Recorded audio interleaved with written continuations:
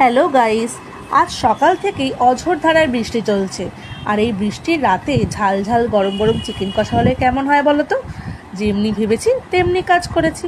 বড়মশাইকে বলতেই বড়মশাই চলে গেল সোজা চিকেন আনতে। আমি সেই ফাঁকে সমস্ত উপকরণ রেডি করে দিলাম।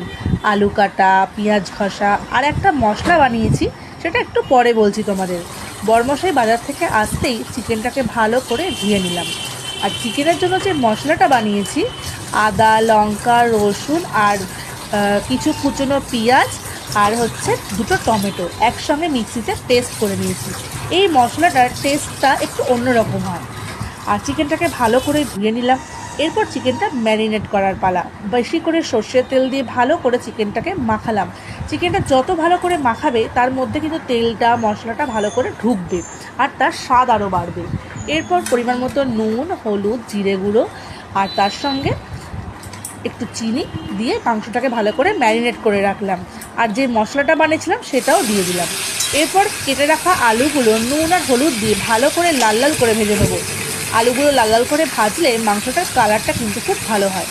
লাল করে আলুগুলো ভেজে রাখার পর যে ঘষে রাখা পেঁয়াজ, সেটাকে কিন্তু ভালো করে ভেজে নেবো।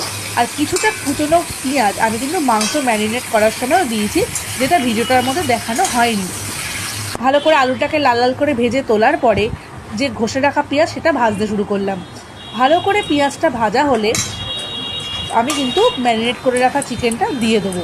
আর পেঁয়াজ ভাজার সময় তেলে একটু সামান্য চিনি আর গোটা গরম মশলা দিয়ে দিয়েছিলাম। চিনিটা দেওয়া হয় কালার আসার জন্য। আর আমি কিন্তু কাশ্মীরি লঙ্কার ইউজ করেছি এই চিকেন কষাটার জন্য। এরপর ম্যারিনেট করে রাখা চিকেনটা দিয়ে ভালো করে কষতে শুরু করলাম।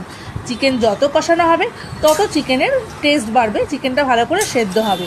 আর যেহেতু চিকেন কষা, বেশি জল দিতে পারবো না, তাই ভালো করে কষাতেই হবে। ভালো করে চিকেন কষানোর হয়ে যাওয়ার পর ভেজে রাখা লাল লাল করে আলুগুলো কিন্তু এর মধ্যে দিয়ে দেবো, দিয়ে আবার একসাথে কষবো। ভালো করে আলু আর চিকেনটাকে নিয়ে এবার একসাথে কষলাম এবং একটু চাপা দিয়ে দিয়েই কষেছি যাতে চিকেনটা ভালো করে সেদ্ধ হয়। তা মোটামুটি আমার চিকেন কষা হলেই কিন্তু চিকেনটা রেডি হয়ে যাবে। আর সামান্য জল গরম করে রেখেছি, যেটা একটু দেবো আলুগুলো সেদ্ধ হওয়ার জন্য। তো দেখো, পেঁয়াজটা গ্রেট করে দেওয়ার জন্য গ্রেভিটা কিন্তু খুব ভালো হয়, তাই পেঁয়াজটা গ্রেট করে দিয়েছি। আমার চিকেন কষা রেডি এবং একটু সামান্য জল দিয়ে চাপা দিয়ে দেবো, তাহলেই হয়ে যাবে আমার চিকেন কষা।